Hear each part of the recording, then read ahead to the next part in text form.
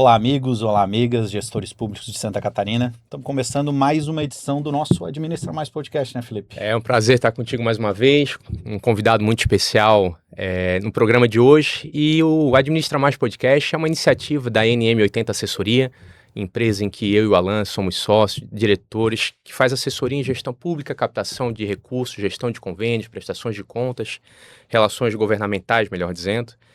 Para ajudar os municípios a incrementarem a sua receita, para poderem lidar com a burocracia, vencer a burocracia e fazer com que todos os recursos que estejam à disposição possam se transformar em políticas públicas, boas obras e melhores serviços ao povo de Santa Catarina. Então, o nosso desafio aqui é poder promover um bate-papo especial com pessoas experientes, que passaram por gestões e que compartilhem conosco um pouco das suas realizações, das suas experiências positivas e negativas também, para que vocês que nos acompanhem saibam onde é que a gente tem que evitar de errar e onde a gente pode ser mais eficiente, mais assertivo e com melhores resultados. Então, no programa de hoje, um prefeito de uma grande cidade de Santa Catarina, que o meu amigo Alan vai apresentar. É isso mesmo, né? Acabou de deixar a prefeitura, né? Eu conversei ali nos bastidores, não sei se chama de ex-prefeito, prefeito. Isso, Mais uma vez prefeito, sempre prefeito. Um grande desafio aí pela frente que ele tem esse ano, mas cara novo, né? 48 anos, bombeiro voluntário, Felipe. Olha só. Prefeito de Joinville. Obrigado pela presença, prefeito Adriano. Eu que agradeço o convite, Alan, Felipe, né? Obrigado. Aí para a gente poder conversar um pouquinho dessa experiência à frente da Prefeitura de Joinville. Prefeito, para começar, obviamente que a gente vai falar de gestão, mas estava lá o Adriano cidadão, empresário, tocando uma das empresas que dão orgulho para Santa Catarina, né? Quando que foi que estava lá na empresa e disse, poxa, já tinha um pezinho que gostava de ajudar a sociedade por ser bombeiro voluntário. Então, ali a gente já vê que tem alguma veia disso, de se doar pela cidade. Mas quando que deu o start de eu acho que está na hora de participar? O que aconteceu? Você sabe que foi em 2015, eu comecei a trabalhar na empresa da nossa família com 19 anos de idade. Né? Nossa empresa é o Laboratório Catarinense. Né? E aí fui galgando todos os espaços assim, então comecei com assistente de marketing, gerência de produtos, né? E cheguei à vice-presidência e presidência da empresa. E foi em 2015 quando veio a crise Dilma. Veio a crise Dilma e novamente eu tive que ir à prancheta e fazer uma lista de demissões de pessoas que eram altamente capacitadas, que estavam entregando, que não tinham culpa alguma para estarem sendo demitidos, e a gente tendo demitir por pura incompetência política brasileira. E aquilo me revoltou muito. Né? E aquilo até me fez tirar os meus filhos de uma escola tradicional, que eu sempre estudei, e botei eles numa escola internacional. E eu cheguei em casa arrasado. Eu cheguei em casa com a minha esposa, eu e ela, arrasados porque a gente não estava preparando eles para o mundo porque eles poderiam estar preparados, mas a gente estava preparando eles para sair do Brasil.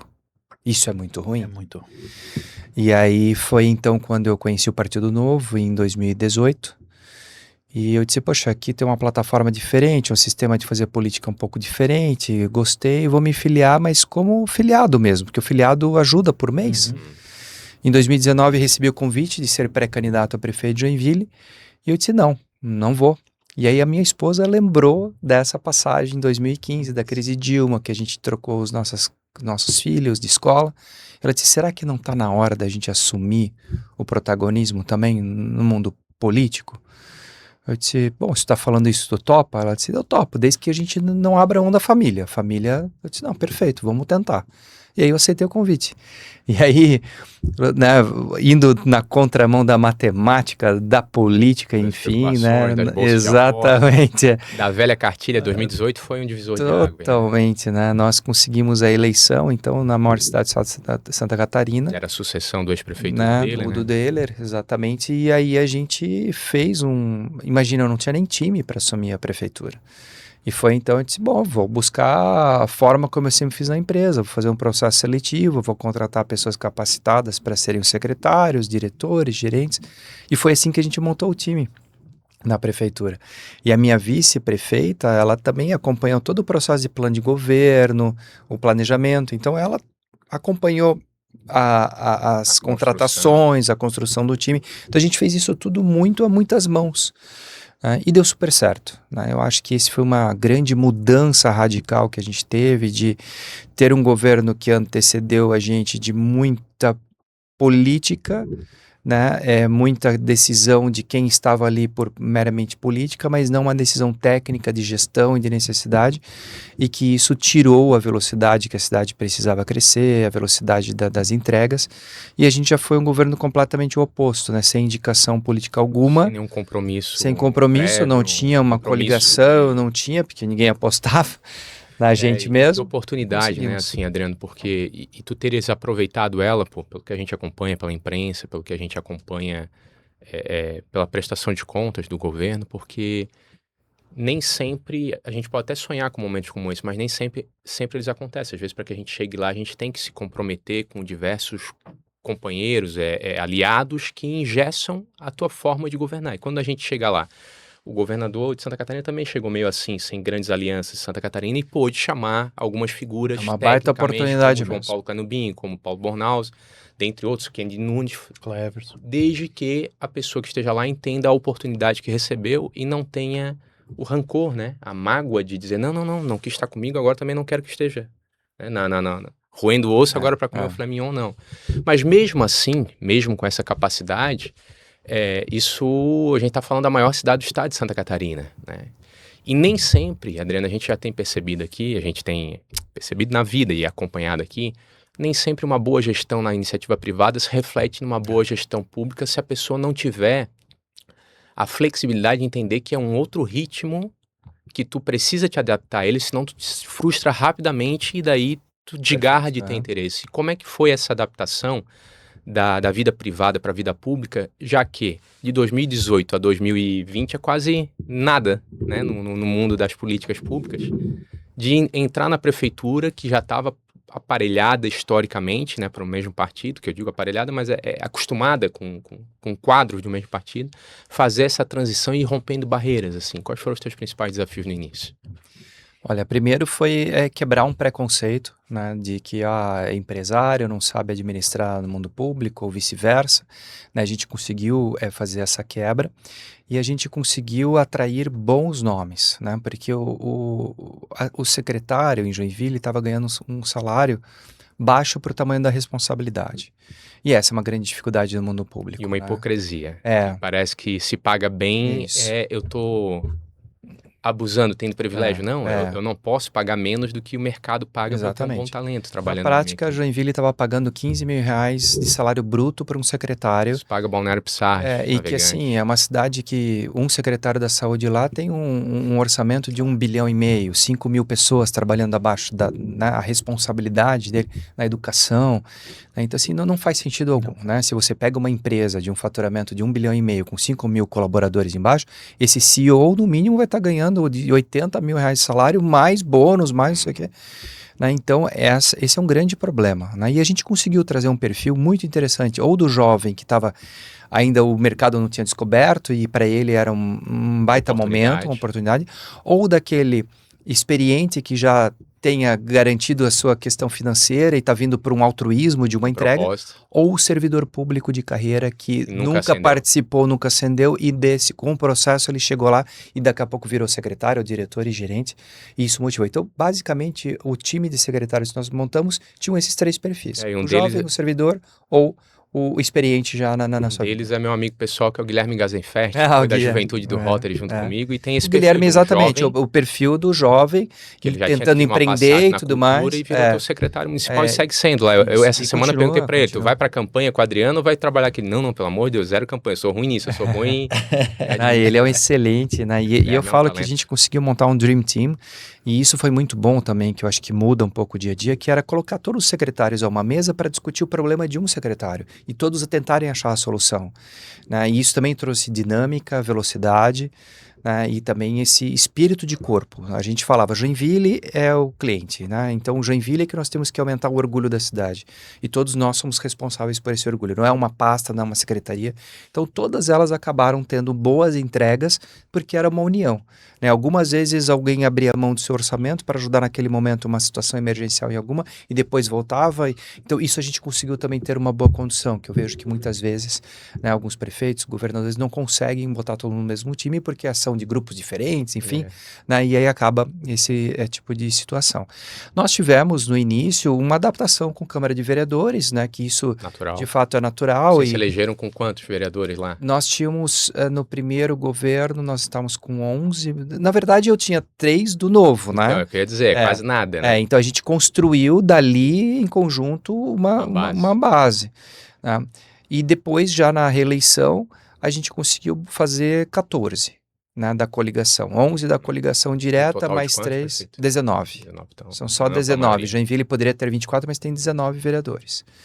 Então, a gente fez uma construção do seguinte modelo, né, de eu respeitar o líder, que é o vereador, que ele é o representante legal e que está ali representando a dor de um grupo de pessoas, um segmento, um bairro, e ele trazia essas dores, e a gente que queria ser um governo de entrega, falava, não me peça indicação política aqui, me peça uma obra, uma necessidade que nós vamos te entregar.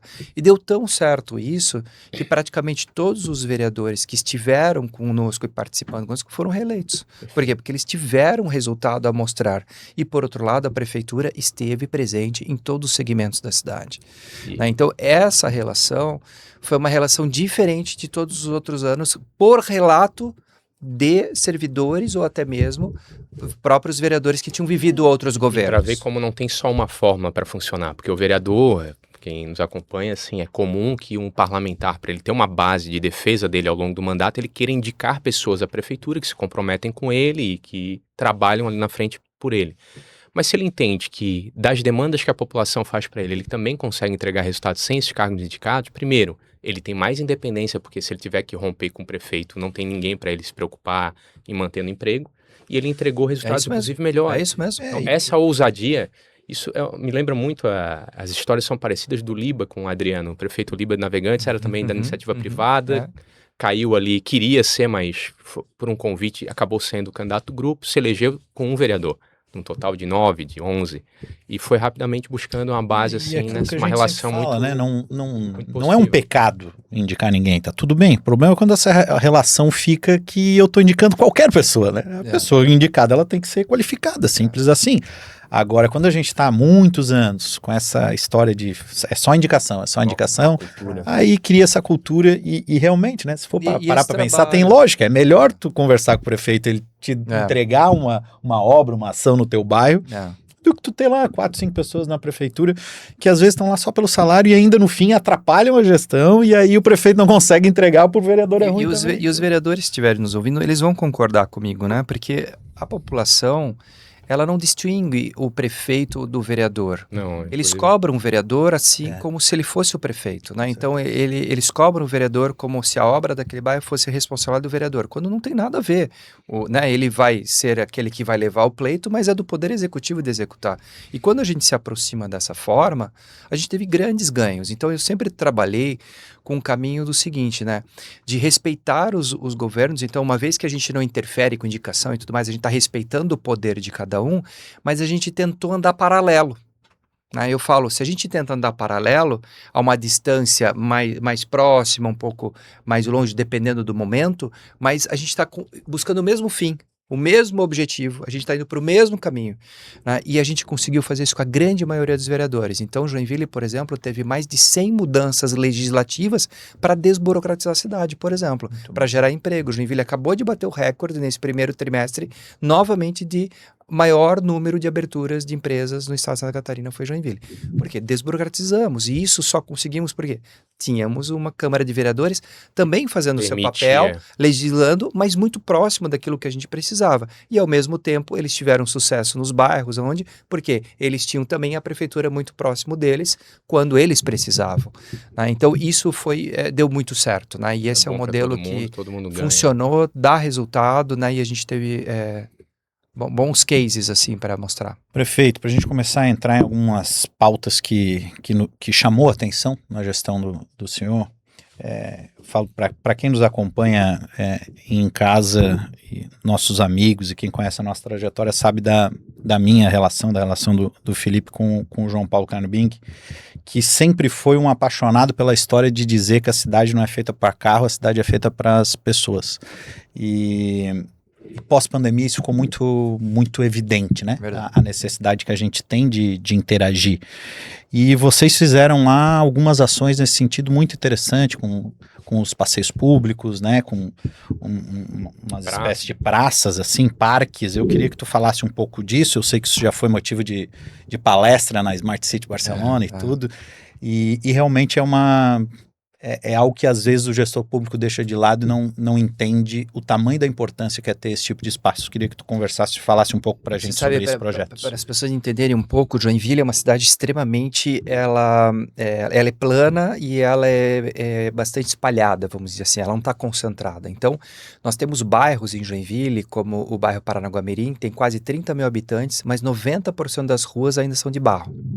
Poucas pessoas sabem disso, que Joinville, né, sofre com a falta de pavimentação, porque até 2020 permitiram loteamentos sem qualquer infraestrutura. Hoje é um passivo muito difícil de acabar. Nós fizemos 180 quilômetros de asfalto em Joinville, novo, então, a manutenção do que tem, que já está velho, e de novos tem que fazer, e mesmo assim a gente tem quase 500 quilômetros de ruas urbanas em barro na cidade. Não sabia disso, realmente, ó. E essa minha experiência como bombeiro, de eu estar na ambulância e tudo mais... Já passou por um bocado de buraco? Eu ia nos bairros e eu percebi que os bairros não tinham nenhum ambiente de lazer e também não tinham um ambiente deixado para uma boa praça, um bom parque. Só que dentro dos bairros, algumas vezes tinha quase que uma avenida, assim, uma rua de barro de um lado, um rio no meio, uma rua do barro de outro. E aí um dia, na campanha, eu olhei aquilo e disse, poxa, imagina se a gente asfaltasse desse lado, fizesse uma calçada mais larga, botasse árvores, bancos, iluminação, parquinhos, e isso aqui se transformasse um parque linear, né? Porque está no meio do bairro, a gente traz urbanização, traz qualidade de vida, e eram os locais mais degradados, porque daí esse rio virava lixão, o pessoal jogava lixo ali, era a área mais degradada, né? E daí surgiu a ideia do passeio público. E aí nós fizemos, então, primeiro no bairro Paranaguamirim, que é esse bairro mais distante, o mais vulnerável, né, e tudo mais. E a gente fez essa mudança. E ficou maravilhoso. Os mesmos acabamentos que tem no centro da cidade estavam lá. Eu lembro que no dia da inauguração veio uma senhora me abraçar e ela disse, olha, eu nunca imaginei que nós fôssemos dignos de ter algo com essa qualidade aqui no bairro. Eu falei, mas é seu direito? Né? Você é um cidadão, mas você vê como as coisas nunca foram tratados assim, nunca tiveram acesso a isso. E por que a gente foi convidado para palestrar no Smart Cities? Porque aquilo mudou o bairro, mas assim, fez com que um food park começasse ali, porque virou o centro do bairro, as pessoas final de semana, mudou a qualidade de vida do cidadão. Então, você chega lá final da tarde, tem grupo de corrida, que era o que a gente queria, trabalhar a prevenção, trabalhar a saúde, idosos saindo de casa com cadeirinha de praia, senta na calçada para ver o povo passear. Crianças voltaram a brincar na rua, porque são ruas mais estreitas, privilegiando o pedestre. Então, basicamente, quem frequenta de carro ali é só para entrar na casa de quem mora, né? E isso deu tão certo que a gente já replicou em outro bairro, no Aventureiro, que daí ele chega a ser um parque linear de quase 1 quilômetro de extensão, então você tem quase 2 quilômetros de pista de corrida para quem gosta de correr, e estamos construindo agora no Parque Guarani, que é justamente o bairro onde ficam os presídios, né? Então também um bairro vulnerável, marginalizado, assim, com um monte de necessidade, né, de autoestima, né? E vamos fazer um parque maravilhoso lá também. Então isso ganhou esse prêmio e a gente pôde apresentar porque ele mudou, não só urbanisticamente falando, mas o modus vivendi daquelas pessoas naquele bairro e a autoestima. E prefeito, e acabou levando isso, tava vendo ontem para conversar aqui com o senhor, levando isso para os postos de saúde ali, com uma mini praça quase do lado dos postos de saúde. Como é que foi isso também? Esse também foi uma ideia, porque o aumento da expectativa de vida do ser humano é uma realidade. E é uma realidade que aconteceu de pouco tempo para cá, se a gente olhar a história da humanidade. Até 1945, uma pessoa com 45 anos, 50 anos era tratada como idosa. Em 1945. O meu avô faleceu com 63 anos de idade e faleceu idoso. Sim. Normal para a família, é uma idade normal. Hoje uma pessoa de 63 anos se morrer é um choque para todo mundo, é muito jovem, né? A expectativa de média de saúde, de vida em Santa Catarina está em 82 anos. Né? Então nós temos hoje já um grau de expectativa muito grande. Mas qual é o problema disso? Muitas pessoas, o mundo não mudou e as pessoas continuam se aposentando com 60 anos, com 55 anos. E essa pessoa vai ficar 20, 30 anos parada, sedentarismo. E aí cria um problema para a saúde pública gigantesco, porque uma pessoa acamada, uma pessoa sem autossuficiência, sem independência, ela gera um custo muito maior para o SUS. Então a gente viu que o modelo do SUS está bem montado, as unidades básicas, que são as unidades primárias, o atendimento primário, a secundária nas UPAs e depois o terciário, que são os hospitais, mas a primária, quem está trabalhando promoção de saúde? Nós estamos trabalhando ali prevenção e atendimento, mas promoção não estamos trabalhando.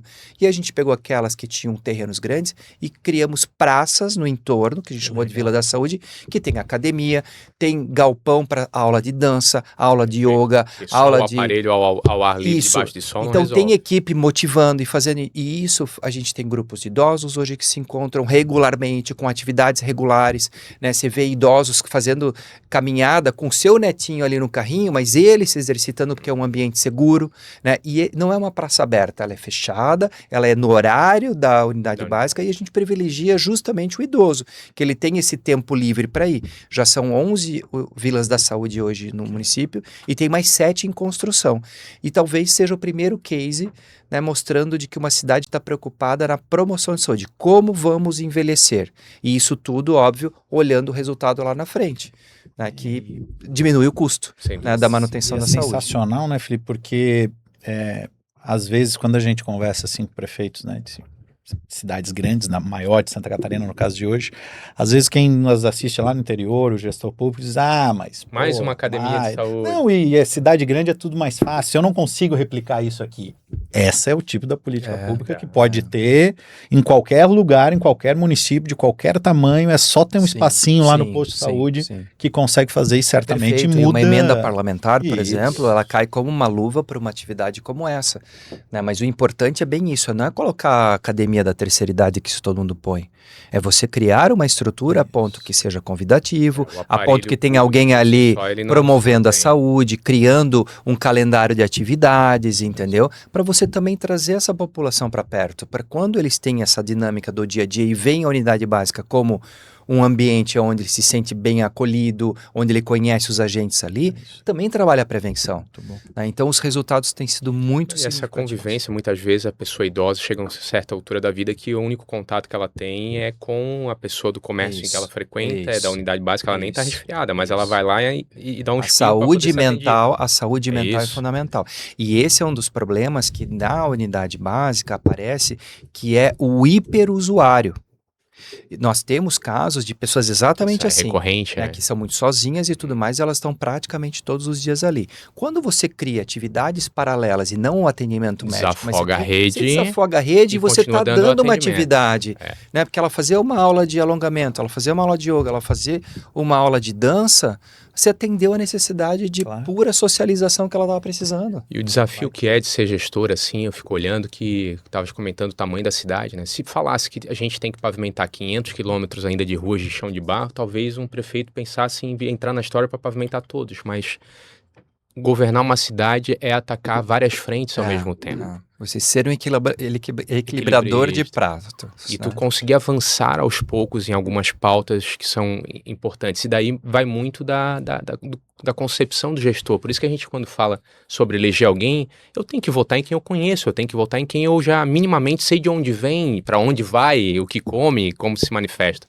Porque a gente já falou do João Paulo, mas a minha esposa, quando também eu fui disputar eleições, ela disse, olha, a gente tem gêmeos, né? Hoje com 10 anos, já tiveram, quando eu disputei a eleição para prefeito, tinha 1 ano de idade, em 2016.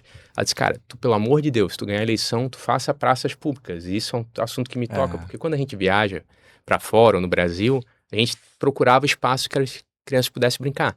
Desde o solo tátil, que eu dizia, meu Deus, aqui se cair de cabeça não morre. Lá na minha cidade, se caísse, tem um concreto armado segurando o parquinho.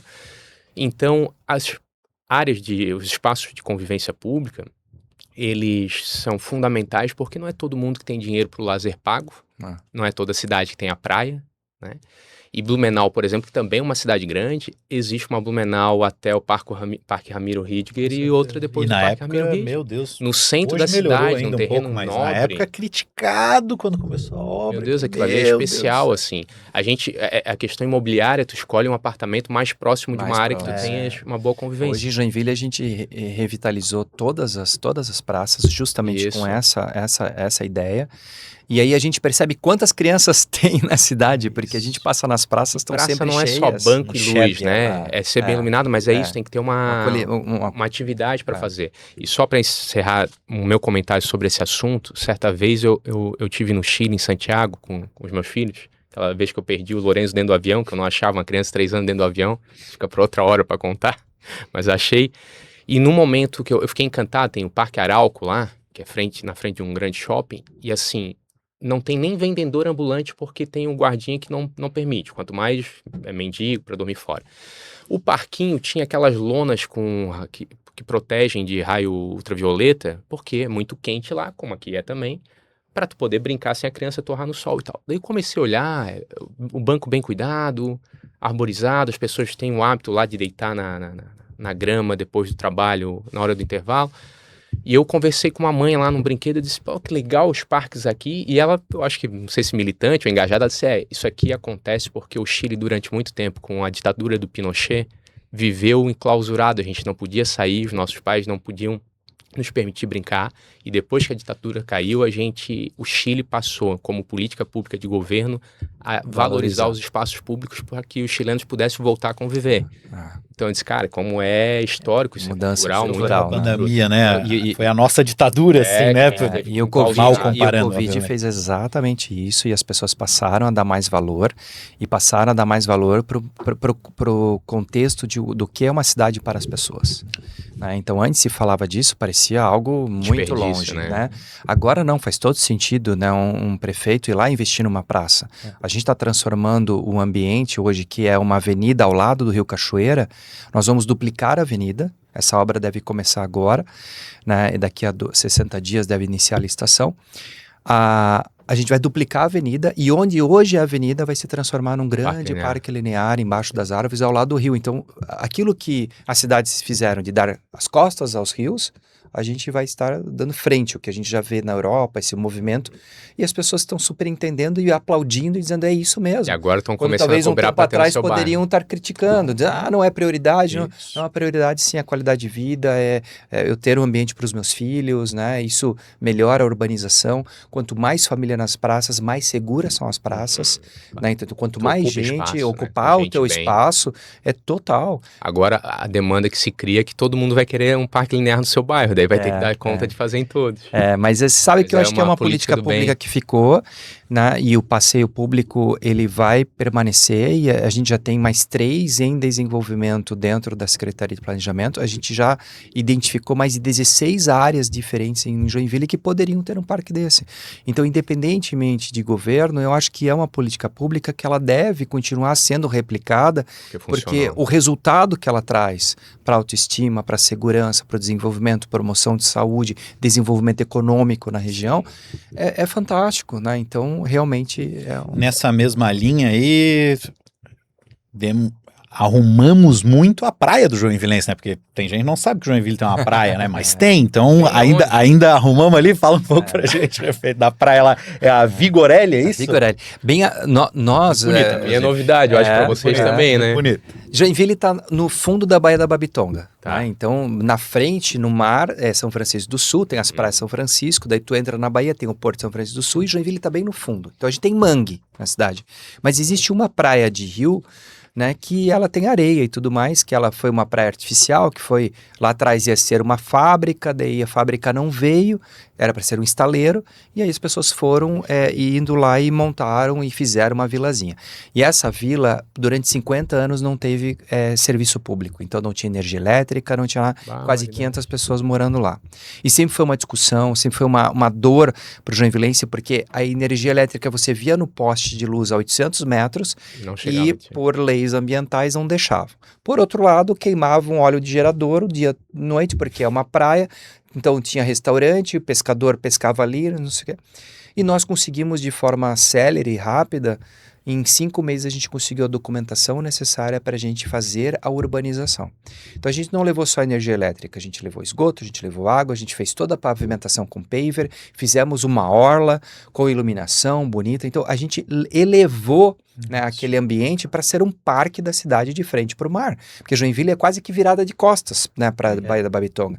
E aquele espaço é muito lindo. E é um restaurante do lado do outro. Olha, Nós saímos de quase 2.000 visitantes vou por botar no mês. circuito para visitar. Não, Vale a pena. E assim, ó, tem, por exemplo, uma das comidas que é mais tradicional é o baiacu, né? E o baiacu tem que Eu nem saber... sabia que comia baiacu também, eu sabia que Joinville tinha praia. E baiacu é uma iguaria no Japão. Sim. É uma carne extremamente branca, não tem uma espinha o baiacu, ele tem só uma cartilagem central, então é uma carne... Só que tem que ser um restaurante que saiba limpar, porque ele tem aquele fel, né? Então, e lá os restaurantes sabem, então se sente super confortável em fazer. Só, em termos de números, 2.000 pessoas frequentavam a Vigorelli no final de semana de sol, quando a Vigorelli estava naquele momento. Hoje passam de 20.000 visitantes por mês, por final de semana. Impressionante. Nós contratamos o Sebrae e nós demos aulas para os restaurantes de como eles administrarem aquilo Essa que ia mudança crescer. de patamar. Porque eles não tinham nem cartão de crédito, eles cobravam no dinheiro porque não tinha energia elétrica, você já pensou? Eles não tinham equipamento, eles tinham que estocar peixe na casa de parente no bairro vizinho porque não tinha freezer. Perfeito. Né? Então foi toda uma mudança hoje e a Vigorelli é um ambiente muito lindo e também de transformação social, de investimento através da urbanização. Para mim é o Vou mais anotar incrível, aqui. o tamanho da transformação social que algo relativamente simples, digamos foi. assim, mas, né, porque É maravilhoso. Alan, foi um dos dias, sem dúvida nenhuma, foi o dia mais emocionante acredito. da vida como prefeito, A porque gente ia perguntar isso. eu levei os meus filhos e a minha esposa e a gente foi à noite e a gente daí pegou o rádio e a gente via rádio com a comunidade, a gente contou até 3 e a gente acendeu. Que legal. A hora que acendeu, as pessoas pulavam, teve umas que se ajoelharam chorando, outras rezavam e não sei o quê. E teve uma senhora que falou uma frase pra mim, 2 semanas depois, ela disse assim, eu estou me acostumando com o barulho do silêncio. Porque ela a vida toda dormiu com o barulho do gerador. E ela começou a escutar a onda do mar, ela escutou o grilo, ela escutou a coruja à noite, ela disse, você não sabe a mudança de vida. E tinha um restaurante que chegava a gastar quase 10 mil reais no mês, quando temporada alta, em diesel. Tá pagando hoje 1.000 e tantos reais por... Então, só de economia e energia limpa, né? Já trouxe qualidade de vida para eles e tudo. Eles saíram de uma década de 1900 e bolinha para a modernidade. A Vigorelli fica bem atrás do aeroporto de Joinville. Então, assim, quem já foi ao aeroporto, você dá a volta ao aeroporto, é bem atrás do aeroporto. Tem nenhum ponto ruim. Na parte ambiental, perfeito. Só melhorou, na verdade, porque parou de queimar diesel. Para a comunidade é uma mudança de vida extraordinária, né? É isso, E para a cidade, para os turistas. Coisa que a gente nem imagina mais, assim, né? Tu imagina como é que é lavar roupa sem máquina de lavar. Os nossos pais faziam isso, ok, mas ali... Não, pensa, você ter um restaurante de frutos do mar e tu não ter energia elétrica. Não tem um freezer, né? Não tem um freezer. Né? Uma das donas do restaurante olhou para mim e disse assim, nossa, eu vou poder ter um freezer de picolé, porque o que mais as crianças me pedem aqui é picolé, né? Um sorvete. É um outro mundo, cara. Então, assim, é incrível, assim, né? Em pleno 2023, né, que a gente inaugurou, tu ter um ambiente sem energia, sem água, sem esgoto, na maior cidade, e a gente conseguiu reverter isso.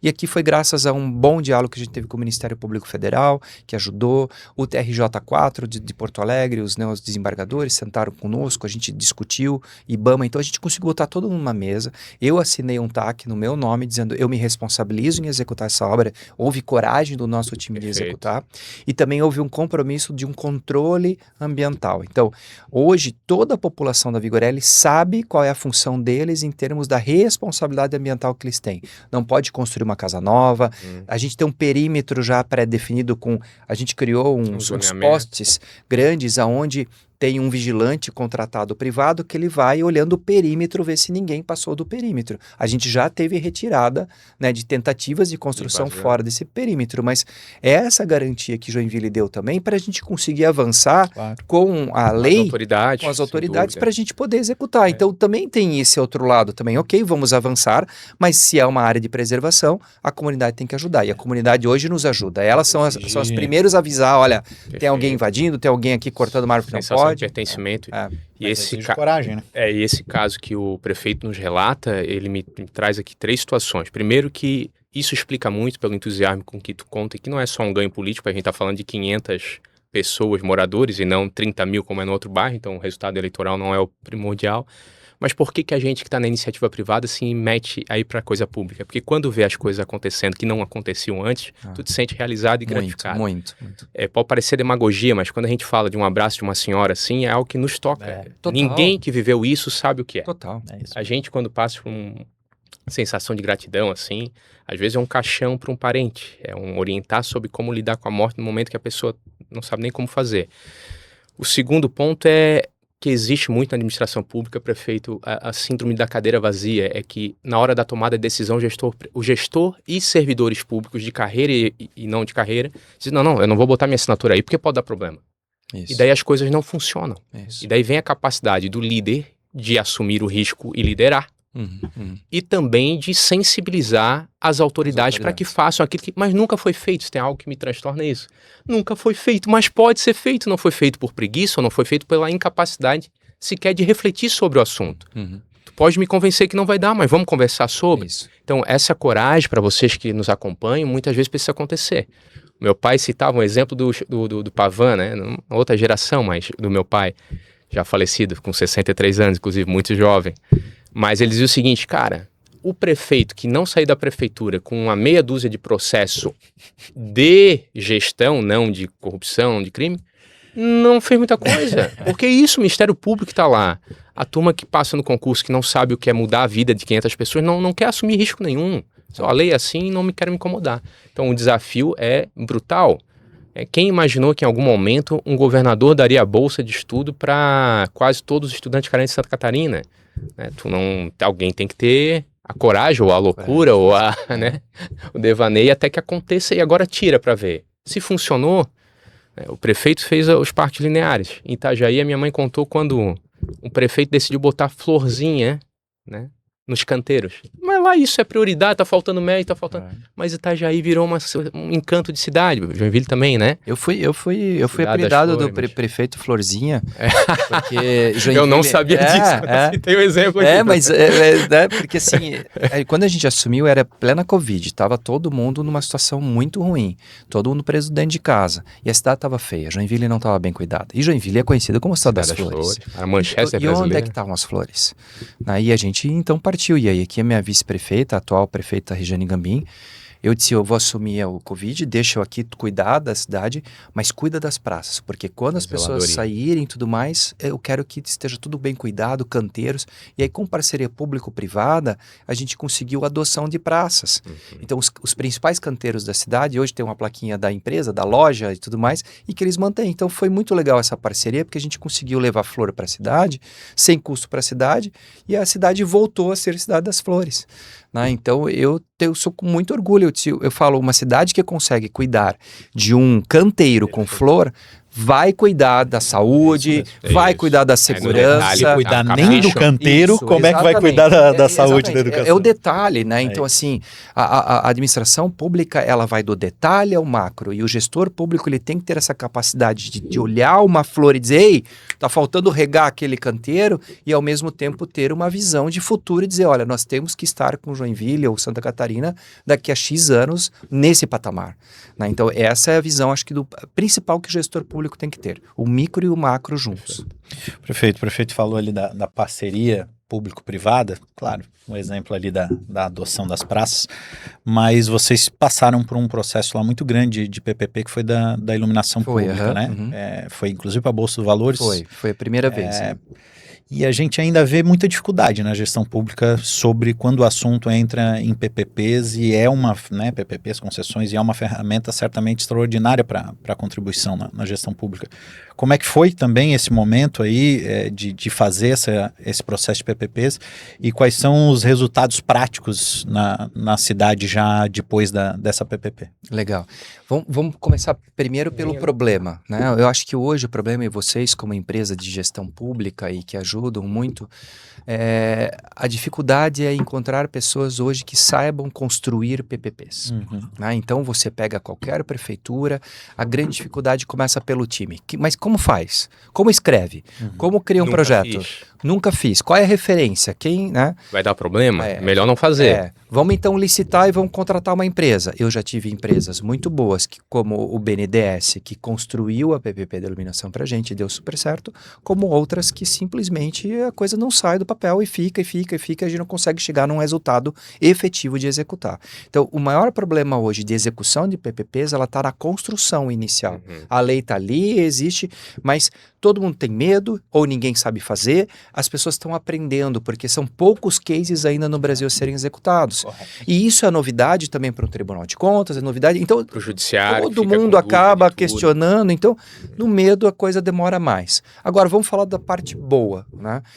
Antes, nós tínhamos que licitar para Joinville para cuidar da iluminação pública. E aí ganhava uma empresa, daí ela pode ficar só X anos, daí depois ganha outra empresa, então tu nunca tinha um serviço igual, um serviço realmente que vai melhorando, né? E aí a empresa, uma boa empresa uma vez ganhou, estava trocando as lâmpadas, não sei o quê, aí eles tinham um sócio francês, se brigaram com o sócio francês, uma empresa baiana, esse sócio francês foi embora, a empresa faliu e no dia seguinte nós ficamos com a cidade apagada porque não tinha quem trocasse as luzes. Então, isso não funciona.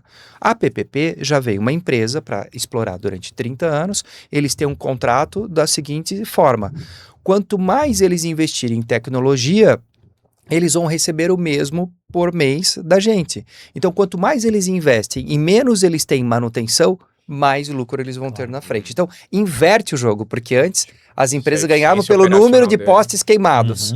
E agora ele ganha pela eficiência, pela luminosidade, por ter uma nota de que é feita uma pesquisa com o consumidor, ver se ele está feliz, e isso entra também na margem que é feito. Então, você inverte a forma de remunerar o fornecedor. E fora que ele está construindo um ambiente para 30 anos. Então, é como eu digo, ele faz um investimento em tecnologia inicial porque ele vai lucrar para os últimos anos, né? E a gente ganha agilidade. Então, por exemplo, a gente conseguiu criar um programa da gente fazer iluminação cênica nos prédios tombados do centro da cidade.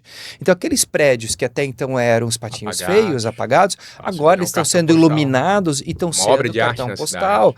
E outra coisa, você está iluminando o centro, você está levando pessoas para caminharem à noite no centro, você daqui a pouco está criando um outro movimento, você está ressignificando o centro da cidade. Então, o que a iluminação tem a ver com a ressignificação do centro? Tem tudo, é segurança, cria esse ambiente lúdico de você ver uma arquitetura antiga iluminada nos seus detalhes. Então a gente já tem 3 prédios que tiveram essa iluminação cênica em Joinville pela PPP da iluminação, e que foi rápido, foi assim, ó, queremos aquele prédio, montam, fazem, né? E agora a gente está mudando todo o parque de iluminação em Joinville, do centro para os bairros e do bairro para os centros. Se encontrar, então é um cinturão de fora para dentro e de dentro para fora, e vai se encontrar. Então vai mudar tudo. Eles têm 2 anos para mudar todo o parque de iluminação da cidade. Muito bom, muito. E mudar o parque diesel, botando a luz de LED, trocando. Luz LED, já era LED Joinville, mas assim, então, muito mais forte. E a gente também definiu 3 padrões. Então tem um padrão de praça, e eu até comentava. Pela intensidade da luz também, porque da luz. Botar um sol à noite na frente da casa do cara. Eu brincava assim, eu quero nas praças que as pessoas usem óculos escuros à noite, porque eu quero segurança. Nas ruas comerciais, são ruas que têm uma iluminação mais alta também, né? E nas ruas daí residenciais, elas são um pouco mais fortes do atual, mas elas também têm esse cuidado justamente para você não conforto, ter o conforto.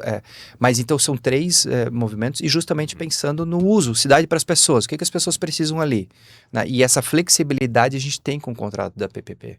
E essa questão da segurança que a iluminação traz, às vezes, para quem não é da gestão pública, pode parecer uma bobagem, e outro ponto, Alan, que importante. a gente fez, que eu acho que isso vale para todos nós aqui em Santa Catarina. Santa Catarina é um estado extremamente empreendedor, nós temos empresas maravilhosas do mundo, mas a gente não cacareja. E muitas vezes a gente tem o síndrome do pequeno, assim, a gente se acha pequeno. E a gente nunca tinha ido na Bolsa de Valores de São Paulo para fazer um leilão. É isso aí.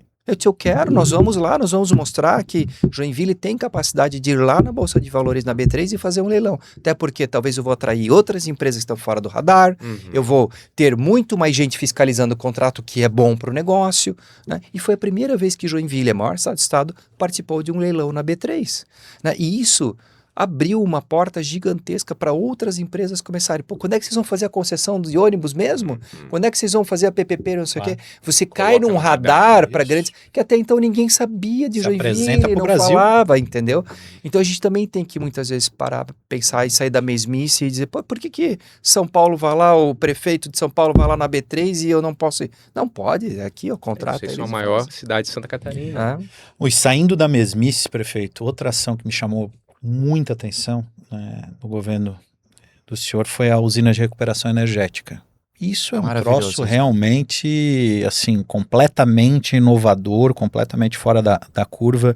Se puder também, para quem nos escuta em casa, explicar como é que funciona isso e como é que está sendo essa experiência. Bom, quando eu assumi a prefeitura, nós tínhamos 1 ano e meio de tempo de vida do aterro. Então significava que em 1 ano e meio eu não ia ter mais onde colocar lixo na cidade de Joinville. Não tinham feito licenciamento de nova área, não tinham nada. Então, foi um momento bem desesperador que a gente viveu para achar uma solução. Então nós conseguimos uma nova área, mas eu disse, não, chega, não temos que ficar aumentando a área. A gente tem que criar um modelo que seja sustentável e vamos buscar no mundo. Então a gente viu que Paris, por exemplo, usa essas unidades de recuperação energética, que são as URIs. Né? O Japão tem mais de 1.500 URIs. Suíça, a Europa toda é assim. O que na prática é? Pega o lixo, recicla o que consegue reciclar, aquilo que é lixo mesmo, que iria para o aterro, não vai, né, para uma compostagem, por exemplo, que a gente tem compostagem em Joinville também, então, o que vai para compostagem vai para compostagem, o que pode ser vendido como matéria-prima vai ser vendido, aquilo que ia para o aterro vai para queima, né, e é uma queima cheia de filtros, então, ela polui menos que uma churrasqueira de churrasco numa casa de uma pessoa, então pra você ter noção da quantidade de filtros que tem, só que você está gerando energia limpa com um aterro que não vai mais existir. Tanto é que a China e alguns países já estão comprando lixo de outros países porque eles já consumiram os seus aterros inteiros, porque se a nossa URI em Joinville, ela tem capacidade para consumir 25% do lixo hoje produzido em Joinville. Por que vocês não conseguiram fazer de 100%? Por causa de orçamento. Investimento, claro. Se a gente tivesse mais, a gente poderia ter feito ela 4 vezes o tamanho, ela ia consumir 100% tudo, e numa baixa ainda ela pode mandar o trator ali, tira do aterro antigo, não pode tirar e jogar dentro e transforma em energia. Você poderia diminuir isso. Eu acho que esse vai ser o futuro, né, de chegar. Então, tá lá, tá funcionando, ela é aberta à visitação, a gente criou um parque ecológico, então hoje os aterros de Joinville são um parque, tem passarelas, tem mirante, para as crianças das escolas verem o que é a compostagem, verem o aterro, verem a URI funcionando, né? Ano passado foram mais de 3.000 crianças que visitaram o nosso parque ecológico, né, em relação a isso tudo, e a URI é em pleno funcionamento. E a geração de energia, como é que é utilizada daí? Hoje ela usa para próprio parque, né, e o excedente vai para a rede. Olha só, muito bom. O excedente vai para a rede. Experiência realmente diferente. Então, assim, a gente conseguiu ampliar o tempo de vida do aterro em mais de 15 anos para frente, né? Então, só pelo fato de você estar consumindo, que ela não consegue queimar, ainda continua, exatamente, se aumentou. Então, eu acredito que lá na frente, tendo condições de mais financiamento ou investimento, dá para aumentar a capacidade dela e você ir reduzindo, daqui a pouco chegar um momento e dizer, olha, vamos acabar com os aterros, vamos consumi-los e pronto, entendeu? E mais, ela pode ser uma política regional. São modeladas também, né? Elas são por módulos. Para ser para municípios menores também. Pode. Né? Eu acho que lembra que a gente conversou sobre isso, acho que tem alguma cidade ali, não sei se é Timbó, que estava em processo de implementação, né? Processo, E tem vários formatos e mais, né? O Joinville é grande, mas o ideal mesmo que seria que fosse uma URI dessa por regiões, né? Porque aí o município ele vai até ali, entrega ali o lixo e pronto, né? Porque para ela ser útil, ela tem que ter capacidade de produção, ela não pode ficar parada, ela tem que estar gerando energia. Uma ideia para os nossos consórcios aí, né? Inclusive dizer, do mesmo jeito que eu posso modelar uma concessão pública dizendo que ele tem que fazer o transbordo lá no aterro tal, eu posso dizer que a empresa vai ter que investir no consórcio da compra da usina com outras empresas com concessões em outros locais, ela tem que pelo menos tantos por cento do lixo da cidade para lá. Eu falo para quem? Aqui Vai o criando nosso Eu acredito que os responsabilidade. consórcios sejam um caminho, né, até para gestão, porque não adianta só botar ali e daqui a pouco não vai porque um tem a concessão ali, não sei o quê. Então acho que tem que ser uma política construída através dos consórcios para a região definir o local e definir como que vai ser a coleta e a distribuição, né, desse material. Que lixo é um grande problema, né? Para quem não participa da gestão pública não tem ideia. E outro mas fator interessante, assim, ó, quando nós assumimos, tinham mais de 10 cooperativas, né, de recicladores, catadores, recicladores. E eles estavam reclamando que eles não tinham material, não recebiam material e tudo mais. Eu saí da prefeitura, eles reclamando que eles estão recebendo excesso de material. E o que nós fizemos? Nós botamos contentores de material reciclado em todas as nossas escolas. Legal. Então, esse material que vem muito limpo e já preparado pelas próprias crianças que traem de casa, a garrafa e tudo mais, esse material vai direto para os reutilisadores. Então, é um material limpo, organizado, né, e feito. Os pais não vão botar na mão da Você criança tá trabalhando um ruim, né? exatamente a educação, né, da criança, que ela está vendo ali o resultado dela, e as cooperativas que a gente licenciou todas, a gente ajustou a documentação, porque nenhum tinha documentação, a gente ensinou a trabalharem, elas estão mais fortes hoje. Então, tu vê, mesmo com a URI, porque teve manifestantes na frente, não dá para dizer que é tudo, né, quando eu fui lá, foram ambientalistas contra a URI, eu disse, não, só faltava agora os caras serem a favor do aterro, né, e ser contra a URI, um contrassenso. Não, mas quando montaram o aterro, eles também eram contra o aterro lá. Eu não sei. Só que o lixo vai para algum lugar, né, gente? Vieram conversar comigo dizendo, não, porque não tem que criar lixo. Eu disse, tá, eu acho lindo isso, mas em que país do mundo vocês conseguiram achar esse modelo? Aí aquele silêncio, porque não tem, você vai em todos os países, todos têm alguma, porque o momento que você gera um lixo contaminado, o que é um contaminante? É você tem lá uma sacola de reciclado dentro, mas alguém botou um papel higiênico dentro, toda aquela sacola vai para o lixo. Aquilo é um material que pode ter sido contaminado, não dá mais para tirar, né? E você daí construir isso todo numa cidade é difícil, né? Então automaticamente sempre vai ter alguma coisa para ser reciclada, alguma coisa para ir para compostagem e outras que tem que ir para aterro. E essa que vai para aterro pode ser queimada e virar energia. Eu brinco com os amigos, assim, né? Começo do ano, quando vem o IPTU, taxa de lixo, da turma berra, né? Meu Deus, que é a taxa de lixo, sei lá, né? Que na cidade maior, 500, 800 reais e tal. Gente, dá uma olhada no teu lixo do final de semana e aí para pra pensar se alguma coisa que tu faz na tua vida é tão barato quanto isso ali. É isso aí. Pô, tu tira 2, 3 sacolas de lixo grande só no final de semana, não tô falando do dia de semana. E tu vai lá, desce do teu prédiozinho, coloca num lugar, vira as costas, vai embora, aquilo some, tu não vê, daí tu paga 800 reais, 600 reais por ano e tu acha que é muito. Então vamos fazer o seguinte, vamos parar de pagar e cada um se vira com o seu daí. Vamos ver, né? E assim, se vira e cuidando do meio ambiente, né? Não é só se vira e joga no rio. Terreno baldio. Vamos ver como é que vai ser o preço disso. Então, só que é isso, até, né? Até porque, também. por exemplo, em Joinville, né, não é obrigatório fechar com a empresa lá, é quem tem concessão ambiental. E a ambiental, ela cobra, né, da pessoa que está gerando o lixo ali na hora. Então, assim, ela vai na casa das pessoas e ela cobra de cada um, né? Não é a prefeitura que faz essa cobrança. Não é embutido no carnê de IPTU. E dá a liberdade também do cidadão dizer, não, eu não quero e eu vou dar destino para o meu lixo. Então, mas cara, ninguém vai nisso, porque é muito mais caro, muito mais caro, né? Indústrias, em grandes empresas, entendeu? Se você vai contratar, você acaba contratando, né, por empresas muito mais caras. Então, de fato, né, e se a gente parar para pensar, para uma semana a coleta para tu ver o caos que vai ficar a cidade. Isso é muito... É impensado. O ser humano gera um lixo enorme. Mudar um pouquinho de área, então, prefeito. A educação no Brasil é sempre um tema complicado, né? A gente vê cada vez mais pesquisas aí, que nossas crianças, infelizmente, saindo sempre com noção de matemática baixa, né? Os números do IDEB sempre preocupam todos nós. Mesmo Santa Catarina, né, que é um estado referência para o Brasil, mas a gente sempre olha para os números da educação e pensa, pô, a gente tinha que ser ainda melhor do que isso aqui, né? E Joinville foi a cidade das grandes cidades, a melhor número no IDEB, né? Tem alguma ação que tu acha que vocês fizeram que pôde tornar isso realidade para quem nos escuta poder imitar algo bom?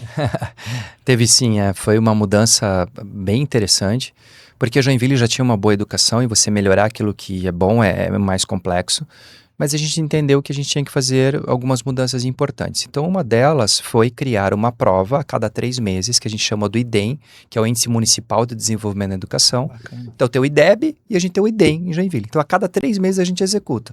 Por quê? Ali eu sei como cada aluno está indo, como cada professor também vai e como cada escola tem o seu resultado. Então, dali a gente consegue já criar planos individuais, né, para os 80 mil alunos, para saber, o Felipe não está indo bem em matemática. Automaticamente, o Felipe ele vai já para a aula de contraturno de matemática. Ele não vai esperar perder o ano. Muito bom. Né?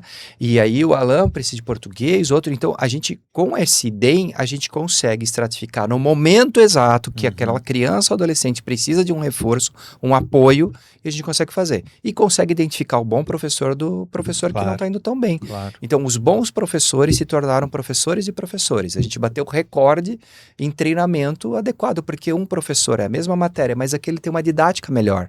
Ele consegue passar mais. E a gente vê isso pelo resultado da turma, no mesmo bairro, mesmas idades e tudo mais. Mesma Aquela escola. turma ter um resultado maior do que aquela turma, aqui o professor é a diferença, porque você está nivelando a mesma estrutura. coisa, né? Mesma infraestrutura. Mesma infraestrutura, mesmo Mesmas público, condições, mesmo mesma merenda, tudo. Então, né, com isso a gente também conseguiu. Então, o que a gente fez? A gente começou a tratar a educação com dados científicos. Números, Monitoramento, avaliação monitorando, e reajuste de rota. né? E gestão, muito trabalho com os servidores. Nós blindamos a secretaria completamente de política, então assim, nós temos hoje só técnicos que trabalham dentro da Secretaria de Educação, né? E os vereadores sempre também respeitaram muito isso. Então, por exemplo, desde a escolha do diretor, é um processo seletivo feito com provas e tudo mais, e que entra por meritocracia. E se não estiver entregando, vai ser trocado o diretor, independentemente se ele é legal, se o bairro gosta ou não gosta, não tem isso. Ele tem que trazer resultado de aprendizagem. Então, isso é importante, porque tem muitos diretores em escolas que são escolhidos de forma política ou são escolhidos por votação popular, o que é péssimo, porque isso, aí voto o direto. cara é o mais amigo de todo mundo, ele vai, mas não necessariamente ele é o bom melhor. diretor, né? Vira uma eleição. Então, É uma eleição. exatamente. Então, o modelo também de como você ter o seu diretor é fundamental. E um ponto que a gente fez e que eu acho que isso aqui foi um diferencial, meritocracia na educação com resultado de pagamento de bônus extra ao final do ano por resultado.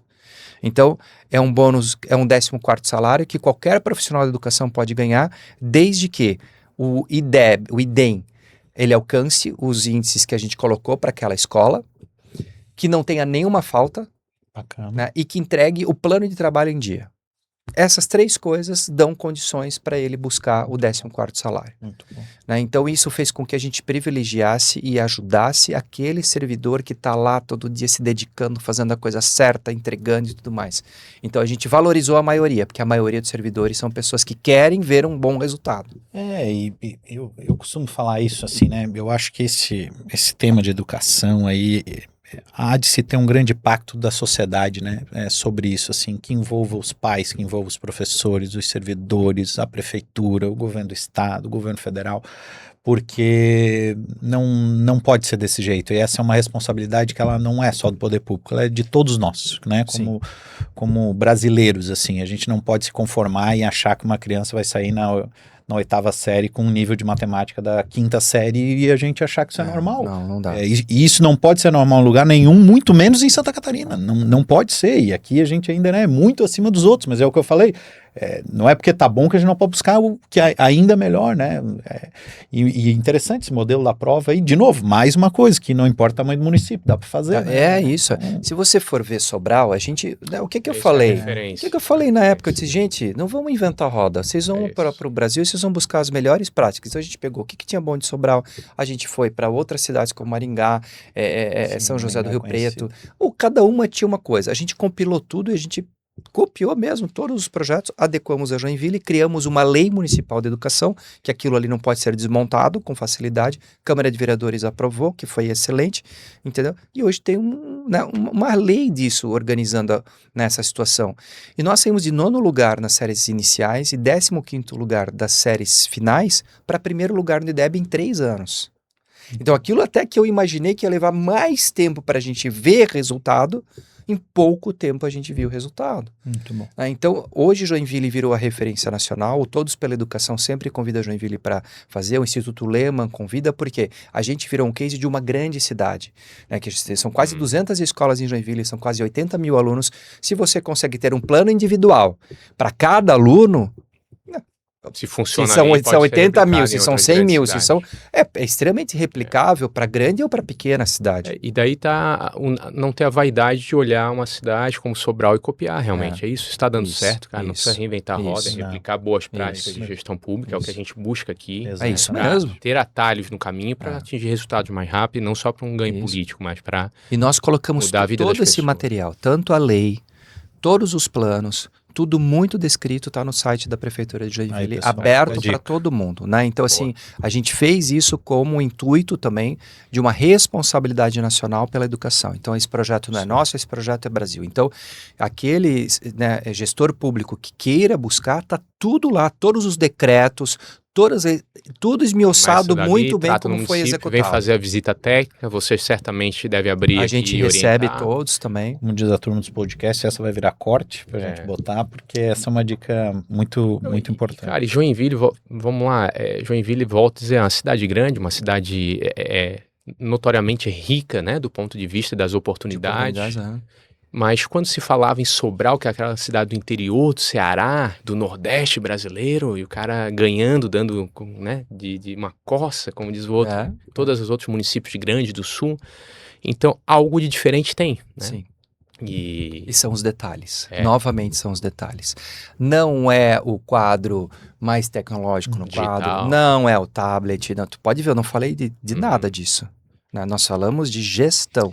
Até porque... Né? Então, assim, muitos gestores, né, acabam... A infraestrutura é fundamental. O aluno ele tem que se sentir confortável, ele tem que se sentir também com autoestima boa. Né? E hoje não falta recurso. Então, por exemplo, em todas as salas de aula de Joinville, todas as 1.700 salas de aula, tem aquele projetor da Epson, que é o mais tecnológico do mundo, que transforma a parede num grande tablet, coisa que na escola dos meus filhos não tem nenhuma sala.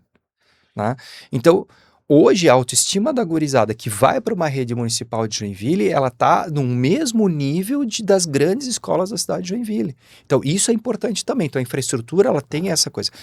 E a questão do professor chegar numa sala de aula, o governador agora colocou ar-condicionado em todas as salas de aula. Ótimo, excelente, porque isso vai trazer um conforto térmico para melhor Verão, aprendizagem, claro. verão e inverno, porque inclusive aqui na Serra, quente, frio. eles colocaram quente e frio, Olha que é fantástico, porque eu falo, a gente passa mais frio em Santa Catarina do que em outros países que tem neve, porque lá eles têm calefação, né? E a gente aqui não vive o Tem frio. ar-condicionado para frio, né? E o governador teve a sensibilidade de colocar isso nas escolas, em áreas de frio, o quente e frio.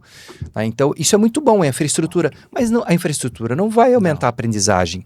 Né? Ela ajuda. Agora, quem vai mudar é o professor. Um detalhe, por exemplo, o concurso público que nós fizemos. Nós não fizemos um concurso público para chamar 2.000 professores de uma vez só. A gente fez vários mini concursos públicos com prova oral, prova de didática, porque eu quero o melhor dos melhores. Porque o professor pode estar sozinho numa sala de aula. Se ele é bom, ele dá conta de trazer aprendizagem para a gurizada.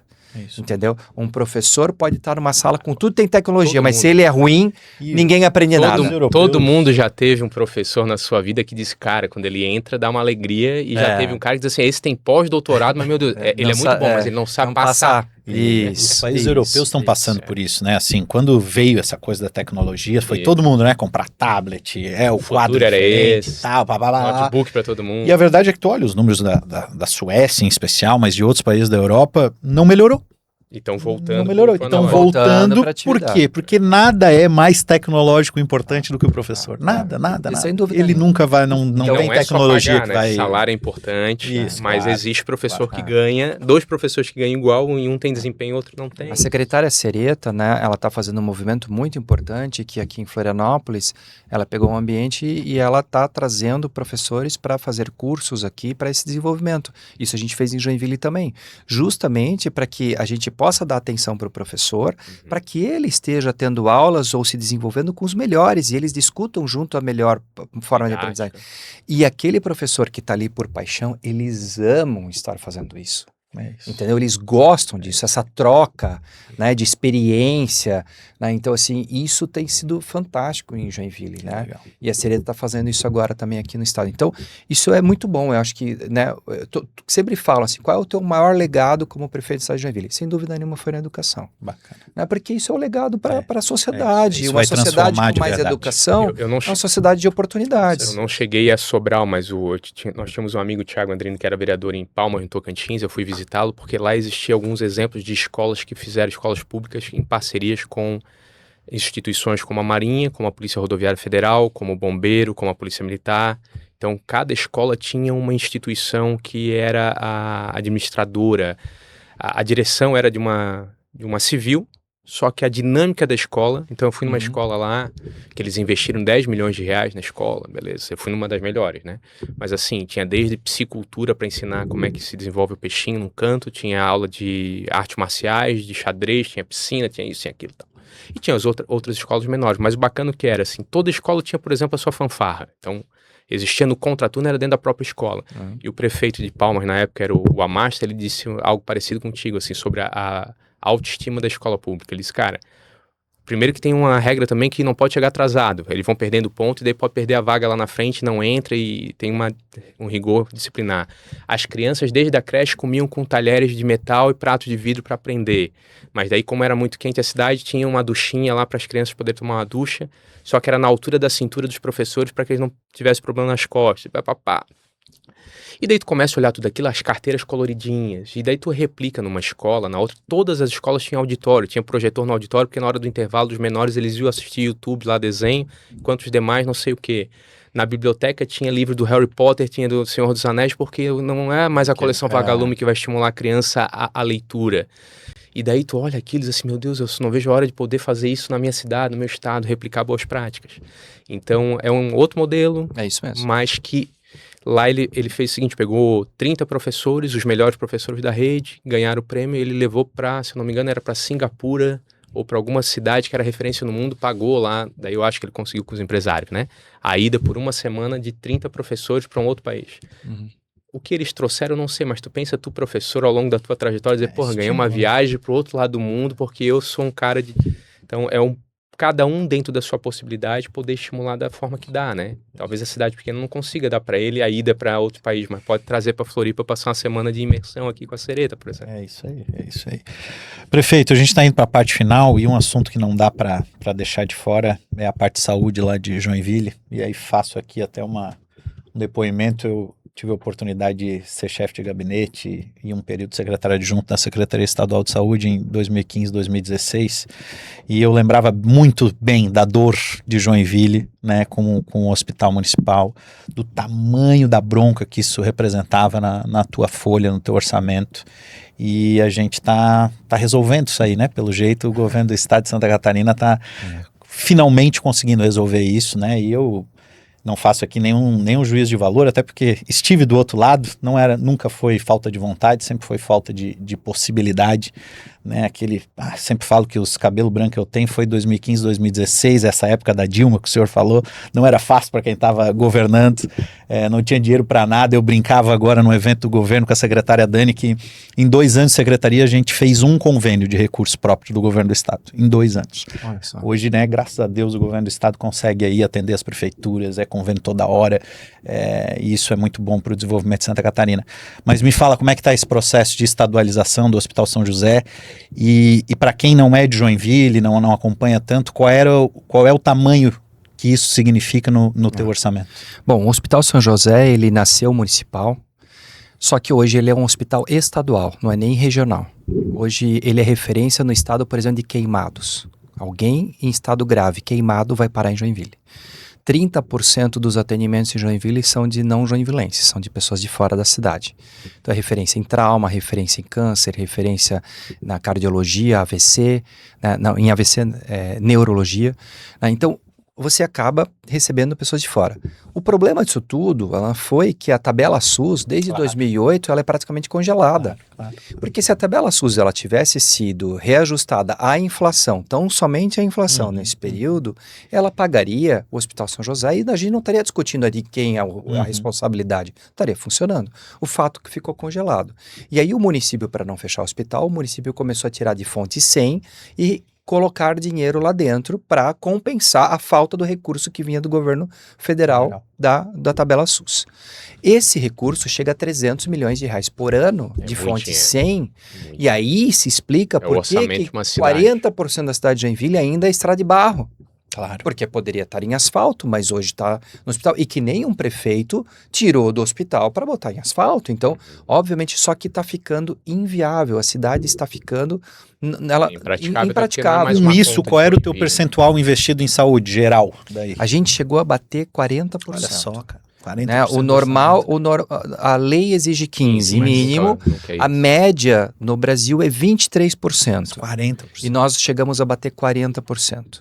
Né? Hoje está na faixa dos 36%, não porque nós diminuímos, mas porque teve convênio do governador. O governador fez 2 convênios botando a fundo perdido ali para ajudar a gente a diminuir esse custo, e aumentamos a receita do município também. Então, né, em valores sendo até mais investido, deu 800 milhões de reais a mais de investimento no hospital. Mas em percentual diminuiu porque Joinville cresceu, a gente abriu mais empresas e tudo mais. Então, quando o governador ele abre a condição da gente discutir a estadualização, isso vai ser talvez o maior marco do futuro da cidade de Joinville.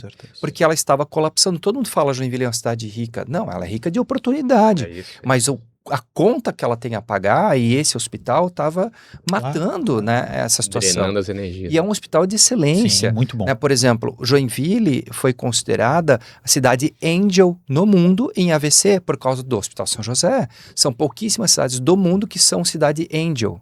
Né? E Joinville mudou a política SUS de tratamento de AVC através do Hospital São José.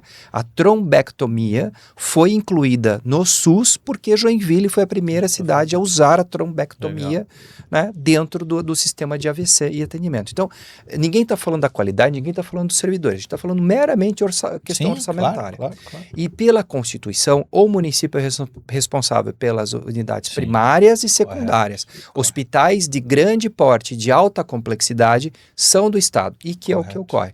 Então é uma questão de justiça, e o governador, ele entendeu isso, e eu sou muito grato ao governador Jorginho, porque ele está fazendo justiça com a maior cidade do estado de Santa Catarina, né, e a gente vai passar por esse processo. É um processo longo, não é simples. A ideia é contratar uma empresa. Por exemplo, né, já existiu uma pré-negociação com o Hospital Sírio-Libanês. Agora, como o Estado vai fazer essa administração, a gente vai ver como que eles vão executar.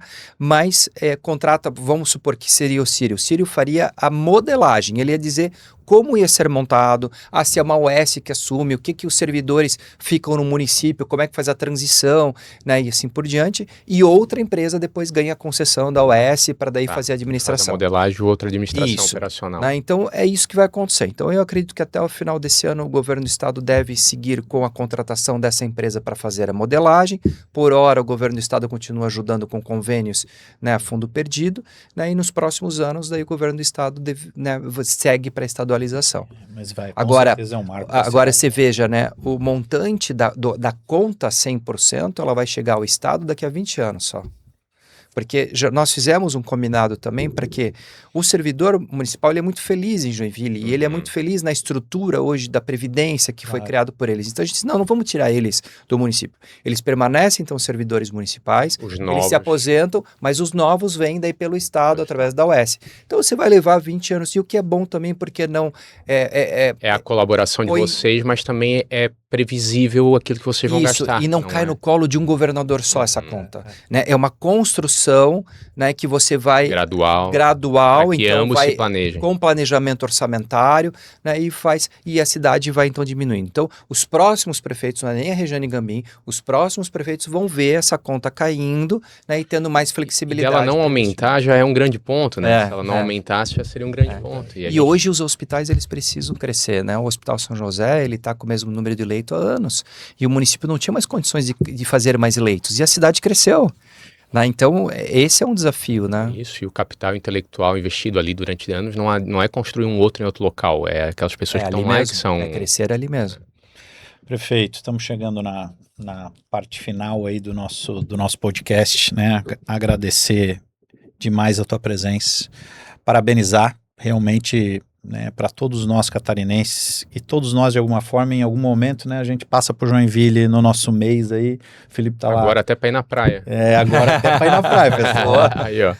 Então pessoal a gente que só vai lá para realmente... Penha, tem Joinville para conhecer também, mas aí. depois voltem. Vão se surpreender.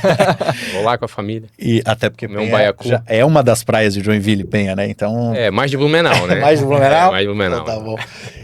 Mas parabenizar, assim, né? Dá para notar, né, a diferença, a mudança que a cidade teve, o desenvolvimento, isso desde os pequenos detalhes, da florzinha até algo tão gigantesco que é a estadualização do Hospital São José, que certamente vai mudar a cidade, essas estradas de barro vão diminuir ao longo dos anos.